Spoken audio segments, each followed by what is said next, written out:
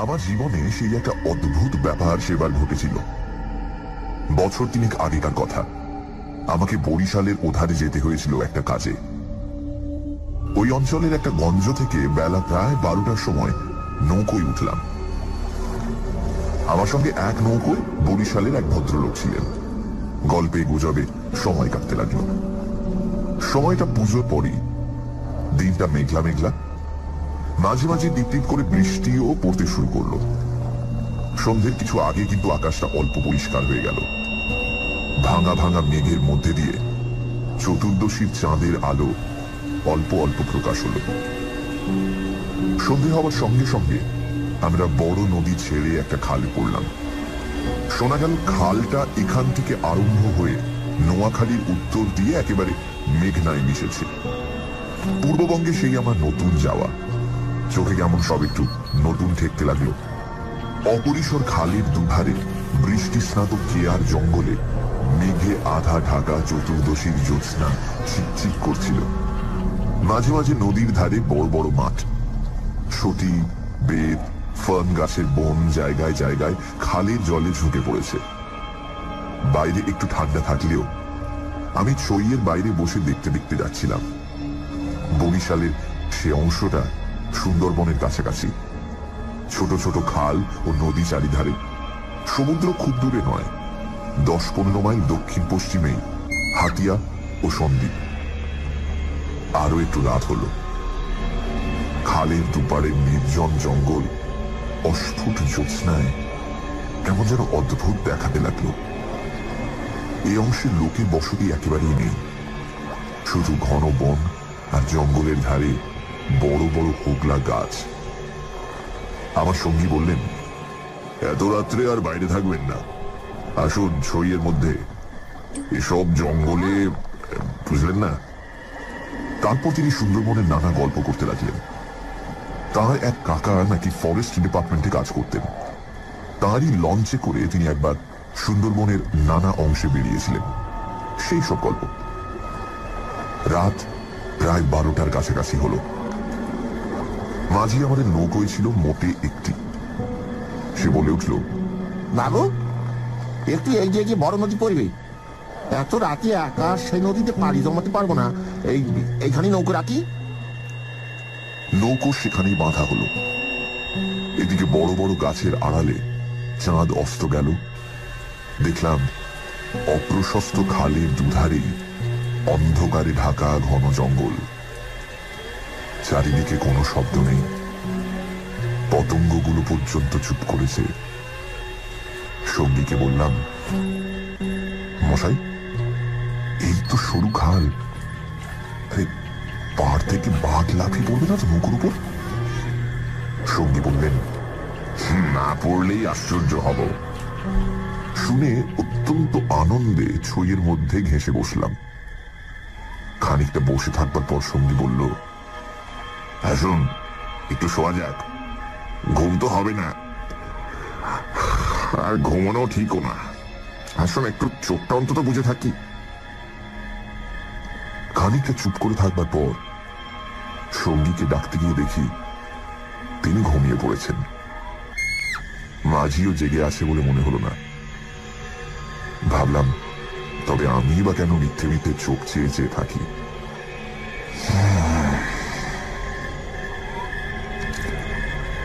তারপর যা ঘটল সেটি আমার জীবনের এক অদ্ভুত অভিজ্ঞতা। শুতে যাচ্ছি, হঠাৎ আমার কানে গেল অন্ধকার ঘন ঝোপের ওপাশে অনেক দূরে গভীর জঙ্গলের মধ্যে কে যেন কোথায় গ্রামোফোন বাজাচ্ছে। তাড়াতাড়ি উঠে বসলাম। গ্রামোফোন? এই বনে এত রাতে গ্রামোফোন বাজাবে কে? কান পেতে শুনলাম, গ্রামোফোন না, অন্ধকার হিজল হিমতাল গাছগুলো যেখানে খুব ঘন হয়ে আছে সেখান থেকে কারা যেন উচ্চ কণ্ঠে আর্ত করুণ সুরে কি যেন বলছে। খানিকটা শুনে মনে হলো সেটা একাধিক লোকের সমবেত কণ্ঠস্বর। প্রতিবেশীর তেতলার ছাদে গ্রামোফোন বাজলে যেমন খানিকটা স্পষ্ট খানিকটা অস্পষ্ট, অথচ বেশ একটা একটানা সুরের ঢেউ এসে কানে পৌঁছয়, এও অনেকটা সেইভাবে। মনে হলো যেন কতগুলো অস্পষ্ট বাংলা ভাষার শব্দও কানে গেল, কিন্তু ধরতে পারা গেল না কথাগুলো কি। শব্দটা মাত্র মিনিট খানিক স্থায়ী হলো, তারপরই অন্ধকার বনভূমি যেমন নিস্তব্ধ ছিল, আবার তেমনি নিস্তব্ধ হয়ে গেল। তাড়াতাড়ি ছইয়ের বাইরে এলাম। চারিপাশের অন্ধকার ঝিঙের বিচির মতন কালো, বনভূমি নীরব, শুধু নৌকোর তলায় ভাটার জল কলকল করে বাঁধছে, আর শেষ রাতের বাতাসে জলের ধারে কেয়া ঝোপে এক ধরনের অস্পষ্ট শব্দ হচ্ছে। পার থেকে দূরে খেজল গাছের কালো গুঁড়িগুলোর অন্ধকারে এক অদ্ভুত চেহারা হয়েছে। ভাবলাম সঙ্গীতে ডেকে তুলি, আবার ভাবলাম বেচারিটা ঘুমোচ্ছে, ডেকে কি হবে, তার চেয়ে বরং নিজে জেগে বসে থাকি। দাঁড়িয়ে দাঁড়িয়ে একটা সিগারেট ধরালাম, তারপর আবার চইয়ের মধ্যে ঢুকতে যাব এমন সময় সেই অন্ধকারে ঢাকা বিশাল বনভূমির কোন অংশ থেকে সুস্পষ্ট উচ্চ আর্ত করুণ কণ্ঠের মতো তীক্ষ্ণ স্বর তীরের মতন জমাট অন্ধকারের বুক চিরে আকাশে উঠল। তোমরা কারা যাচ্ছ? আমরা শ্বাস বন্ধ হয়ে পড়লাম, আমাদের নৌকোর মাঝিটা ধর্মর করে জেগে উঠল। আমি সঙ্গীকে ডাকলাম, মশাই উঠুন উঠুন, আরে উঠুন। মাঝি আমার কাছে ঘেঁষে এলো, ভয় তার গলার স্বর কাঁপছিল। বললে, আল্লাহ আল্লাহ, শুনতে পেয়েছেন বাবু? শুনতে পেয়েছেন আপনি? সঙ্গী উঠে জিজ্ঞাসা করলো, কি মশাই, ডাকলেন কেন? কোন জানোয়ার টানোয়ার নাকি? আমি ব্যাপারটা বললাম। তিনিও তাড়াতাড়ি ছইয়ে বাইরে এলেন। তিনজনে মিলে কান খাড়া করে রইল। চারিদিক আবার চুপ। ভাটার জল নৌকোর তলায় বেঁধে আগের চেয়েও জোরে শব্দ হচ্ছিল। সঙ্গী মাঝিকে জিজ্ঞেস করলেন, এটা কি তবে? মাঝি বললে, হ্যাঁ বাবু, মায়ের কীর্তি পাশার গড়। সঙ্গী বললে, তবে তুই এত রাতে এখানে নৌকো রাখলি কেন? বেকুব কোথাকার। মাঝি বললে, 380 বলি রেখেছিল বাবু, ভাটার টানে নৌকো পিছিয়ে দেওয়া তো জোর ছিল না। কথাবার্তার ধরন শুনে সঙ্গীকে বললাম, কি মশাই, কি ব্যাপার, আপনি কিছু জানেন নাকি? ভয় যত না হোক, বিস্ময়ে আমরা কেমন হয়ে গিয়েছিলাম। সঙ্গী বললেন, ওরে তোর সে কেরোসিনের ডিবেটা জাল, আরে আলো জেলে বসে থাকা যাক, রাত তো এখনো ঢের। মাঝিকে বললাম, তুই শব্দটা শুনতে পেয়েছিলি? সে বলল, হ্যাঁ বাবু, এই আওয়াজ কানে গিয়েই তো আমার ঘুম ভেঙে গেল। আমি আরো দুবার নৌকো বেয়ে যেতে যেতে ও ডাক শুনেছি। সঙ্গী বললেন, এটা এই অঞ্চলের একটা অদ্ভুত ঘটনা।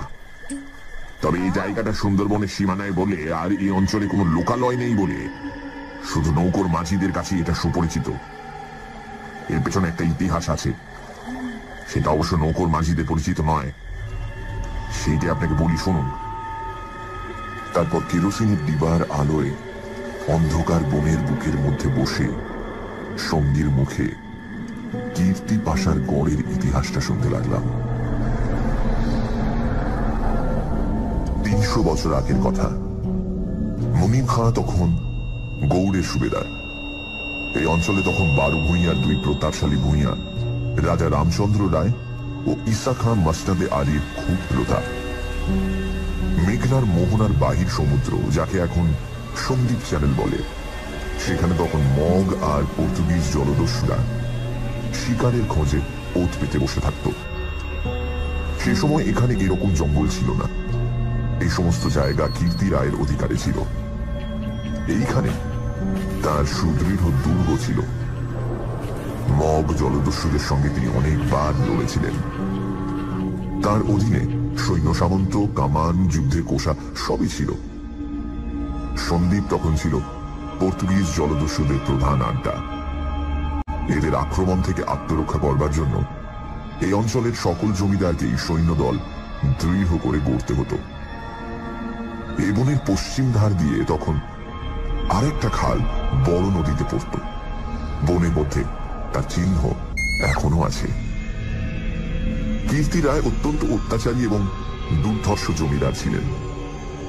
তার রাজ্যে এমন সুন্দর মেয়ে কমই ছিল যে তার অন্তঃপুরে একবার না ঢুকেছে। তাছাড়া তিনি নিজেও এক প্রকার জলদস্যুই ছিলেন। তার নিজের অনেকগুলো বড় ছিপ অর্থাৎ ছোট নৌকো ছিল। কীর্তি রায়ের পাশের জমিদারি ছিল কীর্তি রায়ের বন্ধুর। এরা ছিলেন চন্দ্রদ্বীপের রাজা রামচন্দ্র রায়ের পত্তনিদার। অবশ্য সেই সময় অনেক পত্তনিদারের ক্ষমতা এখনকার স্বাধীন রাজাদের চেয়ে বেশি ছিল। কীর্তি রায়ের বন্ধু মারা গেলে তার তরুণ বয়স্ক পুত্র নরনারায়ণ রায় পিতার জমিদারির ভার পান। নরনারায়ণ তখন সবে যৌবনে পদার্পণ করেছেন। অত্যন্ত সুপুরুষ, বীর এবং শক্তিমান। নরনারায়ণ কীর্তি রায়ের পুত্র চঞ্চল রায়ের সমবয়সী ও বন্ধু। সেবার কীর্তি রায়ের নিমন্ত্রণে নরনারায়ণ রায় তাঁর রাজ্যে দিন কতকের জন্য বেড়াতে এলেন। চঞ্চল রায়ের তরুণী পত্নী লক্ষ্মী দেবী স্বামীর বন্ধু নরনারায়ণকে দেওরের মতন স্নেহের চোখে দেখতে লাগলেন। দু একদিনের মধ্যেই কিন্তু সেই স্নেহের চোটে নরনারায়ণকে বিব্রত হয়ে উঠতে হল। নরনারায়ণ রায় তরুণ বয়স্ক হলেও একটু গম্ভীর প্রকৃতির। বিদ্যুৎ চঞ্চলা তরুণী বন্ধু পত্নীর ব্যঙ্গ পরিহাসে গম্ভীর প্রকৃতির নরনারায়ণের মান বাঁচিয়ে চলা দুষ্কর হয়ে পড়ল। স্নান করে উঠেছেন, মাথার পাগড়ি খুঁজে পাওয়া যায় না। নানা জায়গায় খুঁজে হয়রান হয়ে তার আশা ছেড়ে দিয়ে বসে আছেন। হঠাৎ কখন নিজের বালিশ তুলতে গিয়ে দেখেন তার নিচেই পাগড়ি চাপা আছে। যদিও এর আগেও তিনি বালিশের নিচেই খুঁজেছেন। তার প্রিয় তলোয়ারটা দুপুর থেকে বিকেলের মধ্যে 5 বার হারিয়ে গেল। আবার 5 বারই সম্পূর্ণ অপ্রত্যাশিত জায়গা থেকে খুঁজে পাওয়া গেল। পানে এমন সব জিনিসের সমাবেশ হতে লাগলো যা কোনো কালেই পানের উপকরণ নয়। বন্ধু পত্নীর সঙ্গে কিছুতেই এঁটে উঠতে না পেরে অত্যাচার জর্জরিত নরনারায়ণ রায় ঠিক করলেন তার বন্ধুর স্ত্রীটি একটু ছিটগ্রস্ত। বন্ধুর দুর্দশায় চঞ্চল রায় মনে মনে খুশি হলেও বাইরের স্ত্রীকে বললেন, 2 দিনের জন্য এসেছে বেচারি, ওকে তুমি যে রকম বিব্রত করে তুলেছ ও আর কখনো এখানে আসবে না। দিন কয়েক এরকম কাটবার পর কীর্তি রায়ের আদেশে চঞ্চল রায়কে কি একটা কাজে হঠাৎ গৌড়ে যাত্রা করতে হলো। নরনারায়ণ রায়ও বন্ধু স্ত্রী কখন যে কি করে বসে সেই ভয়ে কয়েকদিন কাটানোর পর নিজের বজরায় উঠে হাত ছেড়ে বাঁচলেন। যাবার সময় লক্ষ্মী দেবী বলে দিলেন, এবার আবার যখন আসবে ভাই, এমন একটা বিশ্বাসী লোক সঙ্গে এলো যে রাত দিন তোমার জিনিসপত্র ঘরে বসে পাহারা দেবে, বুঝলে? নরনারায়ণ রায়ের বজরা রায়মঙ্গলের মোহনা ছাড়িয়ে যাবার একটু পরেই জলদস্যুদের দ্বারা আক্রান্ত হল। তখন দুপুরবেলা সমুদ্রের সেই অংশে এমন কোনো নৌকো ছিল না যারা সাহায্য করতে আসতে পারে। সেটা রায়মঙ্গল আর কালাবদ নদীর মুখ। সামনেই সমুদ্র। সন্দ্বীপ চ্যানেল জলদস্যুদের প্রধান ঘাঁটি। নরনারায়ণের বজরার লক্ষ্মীরা কেউ হত হল, কেউ সাংঘাতিক জখম। নিজে নরনারায়ণ দস্যুদের আক্রমণ প্রতিহত করতে গিয়ে হাঁটুতে কিসের খোঁচা খেয়ে অজ্ঞান হয়ে পড়লেন। জ্ঞান হবার পর দেখতে পেলেন তিনি এক অন্ধকার জায়গায় শুয়ে আছেন। তার সামনে কি যেন একটা বড় নক্ষত্রের মতো জ্বলছে। খানিকক্ষণ জোরে চোখের পলক ফেলবার পর তিনি বুঝলেন যাকে তারা বলে মনে হয়েছিল তা আসলে একটি ছোট জানালা থেকে ঢুকে আসা বাইরের আলো। নরনারায়ণ দেখলেন তিনি একটি অন্ধকার ঘরের ভেজা মেঝের উপর শুয়ে আছেন। ঘরের দেয়ালের জায়গায় জায়গায় সবুজ শ্যাওলার দল গজিয়ে। আরো কদিন, আরো কটা রাত কেটে গেল। কেউ তার জন্য কোনো খাবার আনলো না। তিনি বুঝলেন যারা তাকে এখানে এনেছে তাকে না খেতে দিয়ে মেরে ফেলাই তাদের উদ্দেশ্য। মৃত্যু, সামনে নির্মম মৃত্যু। সেদিনটাও কেটে গেল। আঘাতজনিত ব্যথায় এবং ক্ষুধা তৃষ্ণায় অবসন্ন নরনারায়ণের চোখের সামনে থেকে জানালার শেষ আলোটাও মিলিয়ে গেল। তিনি অন্ধকার ঘরের পাথরের মেঝেতে শুয়ে অধীরভাবে মৃত্যুর অপেক্ষা করতে লাগলেন। অনেকক্ষণ পরে, কতক্ষণ পরে তা তিনি বুঝতে পারলেন না, হঠাৎ আলো চোখে লেগে তার তন্দ্রা ঘোর কেটে গেল। বিস্মিত নরনারায়ণ চোখ মেলে দেখলেন তার সামনে প্রদীপ হাতে দাঁড়িয়ে তার বন্ধুর স্ত্রী লক্ষ্মী দেবী। কথা বলতে গিয়ে লক্ষ্মী দেবীর ইঙ্গিতে নরনারায়ণ থেমে গেলেন। লক্ষ্মী দেবী হাতের প্রদীপটি আঁচল দিয়ে ঢেকে নরনারায়ণকে তা অনুসরণ করতে ইঙ্গিত করলেন। একবার নরনারায়ণের সন্দেহ হলো এসব স্বপ্ন হয়তো, কিন্তু ওই যে দীপশিখার উজ্জ্বল আলোয় ভিজে দেয়ালে সবুজ শ্যাওলার দল স্পষ্ট দেখা যাচ্ছে। নরনারায়ণ শক্তিমান যুবক, ক্ষুধায় দুর্বল হয়ে পড়লেও নিশ্চিত মৃত্যুর গ্রাস থেকে বাঁচবার উৎসাহে তিনি দ্রুত পায়ে বন্ধু পত্নীর পেছন পেছন চললেন। একটা বাঁকা পাথরের সিঁড়ি দিয়ে উপরে উঠে একটি দীর্ঘ সুড়ঙ্গ পার হবার পর তিনি দেখলেন যে তারা কীর্তি রায়ের প্রাসাদের সামনের খাল ধারে এসে পৌঁছেছেন। লক্ষ্মী দেবী একটা ছোট বেতে বোনা থলি বার করে তার হাতে দিয়ে বললেন, এতে খাবার আছে, এখানে খেও না। তুমি সাঁতার জানো, খাল পার হয়ে ওপারে গিয়ে কিছু খেয়ে নাও, তারপর যত শিগগির পারো পালিয়ে যাও। ব্যাপারটা কি নরনারায়ণ রায় একটু একটু করে বুঝলেন। তার বিস্তৃত জমিদারি কীর্তি রায়ের জমিদারির পাশে, এবং তার অবর্তমানে কীর্তি রায় ভবিষ্যৎ জমিদার। অত বড় বিস্তৃত ভূসম্পত্তি সৈন্য সামন্ত কীর্তি রায়ের হাতে এলে তিনি কি আর কিছু গ্রাহ্য করবেন? প্রদীপের আলোয় নরনারায়ণ দেখলেন তার বন্ধু পত্নীর মুখে সে চতুল হাসি রেখার চিহ্ন নেই। তার মুখখানি সহানুভূতিতে ভরা মাতৃমুখের মতন স্নেহ কোমল হয়ে এসেছে। তাদের চারপাশে গাঢ় অন্ধকার, মাথার উপর আকাশের বুক চিরে দিগন্ত বিস্তৃত উজ্জ্বল ছায়াপথ।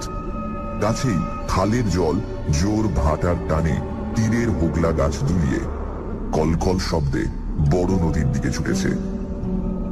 নরনারায়ণ আবেগপূর্ণ সুরে জিজ্ঞাসা করলেন, বৌঠাকুর, চঞ্চল কি এর মধ্যে আছে? লক্ষ্মী দেবী বললেন, না ভাই, তিনি কিছু জানেন না। এই সব শ্বশুর ঠাকুরের কীর্তি, এই জন্যই তাকে অন্য জায়গায় পাঠিয়েছেন। এখন আমার মনে হচ্ছে বউটাও সব মিথ্যে। নরনারায়ণ দেখলেন লজ্জায় দুঃখে তার বন্ধু পত্নীর মুখ বিবর্ণ হয়ে উঠেছে। লক্ষ্মী দেবী আবার বললেন, আমি আজ জানতে পারি কীর্তিগড়ের পাইক সর্দার আমার মা বলে, তাকে দিয়ে দুপুর একটা পাহারা সব সরিয়ে রেখে দিয়েছিলাম। তাই নরনারায়ণ বললেন, বৌঠাকুর, আমার এক বোন ছেলেবেলায় মারা গিয়েছিল, তুমি আমার সেই বোন, আজ আবার ফিরে এলে। লক্ষ্মী দেবীর পদ্মের মতো মুখখানি চোখের জলে ভেসে গেল। একটু ইতস্তত করে বললেন, ভাই, বলতে সাহস পাই না, তবু একটা কথা বলছি, বোন বলে যদি রাখো। নরনারায়ণ জিজ্ঞাসা করলেন, কি কথা বৌঠাকুর? লক্ষ্মী দেবী বললেন, তুমি আমার কাছে বলে যাও ভাই যে শ্বশুর ঠাকুরের কোনো অনিষ্ট চিন্তা তুমি করবে না। নরনারায়ণ রায় একটুখানি কি যেন ভাবলেন, তারপর বললেন, তুমি আমার প্রাণ দিলে বৌঠাকুর, তোমার কাছে বলে যাচ্ছি, তুমি বেঁচে থাকতে আমি তোমার শ্বশুরের কোনো অনিষ্ট চিন্তা করব না। বিদায় নিতে গিয়ে নরনারায়ণ একবার জিজ্ঞাসা করলেন, বৌঠাকুর, তুমি ফিরে যেতে পারবে তো? লক্ষ্মী দেবী বললেন, আমি ঠিক যাব, তুমি কিন্তু যত দূর পারো সাঁতরে গিয়ে তারপর ডাঙে উঠে চলে যাও। নরনারায়ণ রায় সেই ঘন কৃষ্ণ অন্ধকারের মধ্যে নিঃশব্দে খালের জলে পড়ে মিলিয়ে গেলেন। লক্ষ্মী দেবীর প্রদীপটা অনেকক্ষণ বাতাসে নিভে গিয়েছিল। তিনি অন্ধকারের মধ্যে দিয়ে শ্বশুরের গড়ের দিকে ফিরলেন। একটু দূরে গিয়েই তিনি দেখতে পেলেন পাশের ছোট খালটায় দুখানা ছিপ মশালের আলোয় সজ্জিত হচ্ছে। ভয়ে তার বুকের রক্ত জমে গেল। সর্বনাশ, এ এরা কি তবে জানতে পেরেছে? দ্রুত পায়ে অগ্রসর হয়ে গুপ্ত সুড়ঙ্গের মুখে এসে তিনি দেখলেন সুড়ঙ্গের পথ খোলাই আছে। তিনি তাড়াতাড়ি সুড়ঙ্গের মধ্যে ঢুকে পড়লেন।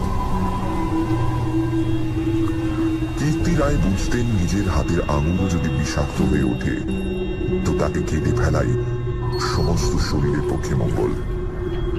পরদিন আবার দিনের আলো ফুটে উঠল, কিন্তু লক্ষ্মী দেবীকে আর কোনদিন কেউ দেখেনি। রাতের হিংস্র অন্ধকার তাকে গ্রাস করে ফেলেছিল। নরনারায়ণ রায় নিজের রাজধানীতে বসে সব শুনলেন। গুপ্ত সুড়ঙ্গের দুধারের মুখ বন্ধ করে কীর্তি রায় তাঁর পুত্রবধূর শ্বাসরোধ করে তাকে হত্যা করেছেন। শুনে তিনি চুপ করে রইলেন। এর কিছুদিন পরে তাঁর কানে গেল বাসুন তার লক্ষণ রায়ের মেয়ের সঙ্গে খুব তাড়াতাড়ি চঞ্চলের বিয়ে। সেদিন রাতে চাঁদ ওঠার পর নিজের প্রাসাদের ছাদে বেড়াতে বেড়াতে চারিদিকের শুভ্র সুন্দর আলোর সাগরের দিকে দৃষ্টিপাত করে দৃঢ় চিত্ত নরনারায়ণ রায়েরও চোখের পাতা যেন ভিজে উঠল। তার মনে হল তার অভাগিনী বউ ঠাকুরানীর চোখের দুষ্টু হাসিটি তারায় তারায় নবমল্লিকার মতো ফুটে উঠেছে। নরনারায়ণ রায়ের পূর্বপুরুষেরা ছিলেন দুর্ধর্ষ দস্যু। হঠাৎ পূর্বপুরুষের সেই বর্বর রক্ত নরনারায়ণের ধমনীতে নেচে উঠল। তিনি মনে মনে বললেন, আমার অপমান আমি একরকম ভুলেছিলাম বউ ঠাকুরন, কিন্তু তোমার অপমান আমি সহ্য করব না কখনোই।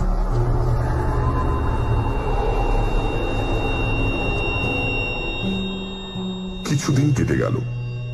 তারপর একদিন এক শীতের ভোর রাতের কুয়াশা কেটে যাওয়ার সঙ্গে সঙ্গে দেখা গেল কীর্তি রায়ের গড়ের খালের মুখ ছিপে সুরূপে জাহাজে ভরে গিয়েছে। তোপের আওয়াজে কীর্তি রায়ের প্রাসাদ দুর্গের ভিত ঘন ঘন কেঁপে উঠতে লাগল। কীর্তি রায় শুনলেন আক্রমণকারী নরনারায়ণ রায়, সঙ্গে দুরন্ত পর্তুগিজ জলদস্যু সেবাস্টিও গঞ্জালেস। উভয়ের সম্মিলিত বহরের 40খানা কোষা খালের মুখে চড়াও হয়েছে। পুরো বহরের বাকি অংশ বাইরের নদীতে দাঁড়িয়ে। এই আক্রমণের জন্য কীর্তি রায় আগে থেকে প্রস্তুত ছিলেন। কেবল প্রস্তুত ছিলেন না, নরনারায়ণের সঙ্গে গঞ্জালেসের যোগদানের জন্য। এই কীর্তি রায়ের কাছে সম্পূর্ণ অপ্রত্যাশিত ঘটনা। তাহলেও কীর্তি রায়ের গড় থেকেও তোপ চলল। গঞ্জালেস সুদক্ষ নৌবীর। তার পরিচালনে 10খানা সুরূপ চড়া ঘুরে গড়ের পাশের ছোট খালে ঢুকতে গিয়ে কীর্তি রায়ের নৌবাহিনীর এক অংশ দ্বারা বাধা প্রাপ্ত হল।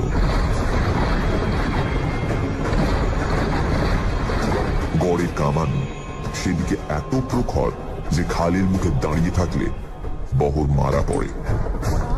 গঞ্জালেস 2খানা কামানবাহী সুরূপ ছোট খালের মুখে রেখে বাকিগুলো সেখান থেকে ঘুরিয়ে এনে চড়ার পিছনে দাঁড় করালো।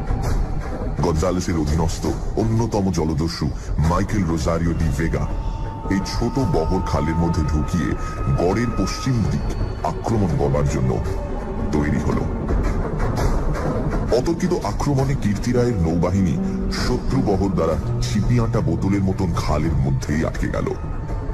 বাইরের বড় নদীতে গিয়ে যুদ্ধ দেবার মতন ক্ষমতা তাদের আদৌ রইল না। তবুও তাদের বিক্রমে রোজারিও অনেকক্ষণ পর্যন্ত কিছু করে উঠতে পারলেন না। কীর্তি রায়ের নৌবহর দুর্বল ছিল না।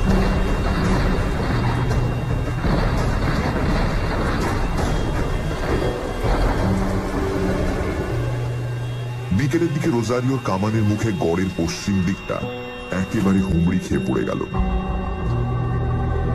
নরনারায়ণ রায় দেখলেন প্রায় 30খানা কোষা জখম অবস্থায় খালের মুখে পড়ে। কীর্তি রায়ের গড়ের কামানগুলো সব চুপ। নদীর দুপার ঘিরে সন্ধে নেমে আসছে। উপরে নিস্তব্ধ নীল আকাশে কেবলমাত্র এক ঝাঁক শকুনি কীর্তি রায়ের গড়ের উপর চক্রাকারে ঘুরছে। হঠাৎ নরনারায়ণ রায়ের চোখের সামনে বন্ধু পত্নীর কাতর মিনতিপূর্ণ সেই চোখ দুটি মনে পড়ল। তীব্র অনুশোচনায় তার মন তখনই ভরে উঠল। তিনি করেছেন কি? এইরকম করে কি তিনি তার স্নেহময়ী প্রাণদাত্রীর শেষ অনুরোধ রাখতে এসেছেন? নরনারায়ণ রায় হুকুম জারি করলেন, কীর্তি রায় পরিবারের এক প্রাণীরও যেন প্রাণহানি না হয়। একটু পরেই সংবাদ এলো, গড়ের মধ্যে কেউ নেই। নরনারায়ণ রায় বিস্মিত হলেন। তিনি তক্ষুনি নিজে গড়ের মধ্যে ঢুকলেন। তিনি এবং গঞ্জালেস গড়ের সমস্ত অংশ তন্ন তন্ন করে খুঁজলেন। দেখলেন সত্যি কেউ নেই। পর্তুগিজ বহরের লোকেরা গড়ের মধ্যে লুটপাট করতে গিয়ে দেখলেন মূল্যবান জিনিসপত্র বড় কিছু নেই। পরদিন দ্বীপ্রহর পর্যন্ত লুটপাট চলল। কীর্তি রায়ের পরিবারের একটি প্রাণীরও সন্ধান পাওয়া গেল না। দুপুরে কেবলমাত্র দুখানা শুলু খালের মুখে পাহারা রেখে নরনারায়ণ রায় ফিরে চলে গেলেন। এই ঘটনার দিন কয়েক পরে পর্তুগিজ জলদস্যুর দল লুটপাট করে চলে গেলে কীর্তি রায়ের এক কর্মচারী গড়ের মধ্যে প্রবেশ করে। আক্রমণের দিন সকালেই এই লোকটি গড় থেকে আরো অনেকের সঙ্গে পালিয়েছিল। ঘুরতে ঘুরতে একটা বড় থামের আড়াল এসে দেখতে পেল একজন আহত মুমূর্ষু লোক তাকে ডেকে কি যেন একটা বলবার চেষ্টা করছে। কাছে গিয়ে সে লোকটাকে চিনতে পারল। লোকটি কীর্তি রায়ের পরিবারের এক বিশ্বস্ত পুরনো কর্মচারী। তার মৃত্যুকালীন অস্পষ্ট কথায় আগন্তুক কর্মচারীটি মোটামুটি যা বুঝল তাতেই তার কপাল ঘেমে উঠল। সে বুঝল কীর্তি রায় তার পরিবারবর্গ এবং ধনরত্ন নিয়ে মাটির নিচের এক গুপ্ত স্থানে আশ্রয় নিয়েছেন এবং এই লোকটি, একমাত্র এই লোকটি তার সন্ধান জানে। তখনকার আমলে কেউ এই গুপ্ত পথগুলি না খুলে দিলে সেখান থেকে বেরুবার উপায় কিন্তু ছিল না। কোথায় সে মাটির নিচে ঘর তা স্পষ্ট করে বলবার আগেই আহত লোকটি মারা গেল। বহু অনুসন্ধানেও গড়ের কোন অংশে সে গুপ্ত গৃহ ছিল সেটা কেউই সন্ধান দিতে পারল না। ওই ছোট খালটা প্রকৃতপক্ষে সন্দীপ চ্যানেলেরই একটা খাড়ি। খাড়ির ধার থেকে একটুখানি গেলে গভীর অরণ্যের ভিতর কীর্তি রায়ের গড়ের বিশাল ধ্বংসস্তূপ এখনো বর্তমান আছে, দেখা যাবে। বহুদিন থেকে এখানে একটা অদ্ভুত ব্যাপার ঘটে থাকে। দুপুর রাতে গভীর বনভূমি যখন নীরব হয়ে যায়, হিমতাল হিজল গাছের কালো গুড়িগুলো অন্ধকারে যখন বনের মধ্যে প্রেতের মতো দাঁড়িয়ে থাকে, সন্দীপ চ্যানেলের জোয়ারের ঢেউয়ে লোনা জল খাড়ির মুখে জোনাকির মতন জ্বলতে থাকে, তখন খাল দিয়ে নৌকো বেয়ে যেতে যেতে মোম মধু সংগ্রাহকেরা কতবার সে শুনেছে অন্ধকার বনের এক গভীর অংশ থেকে কারা যেন আর্তস্বরে চিৎকার করছে,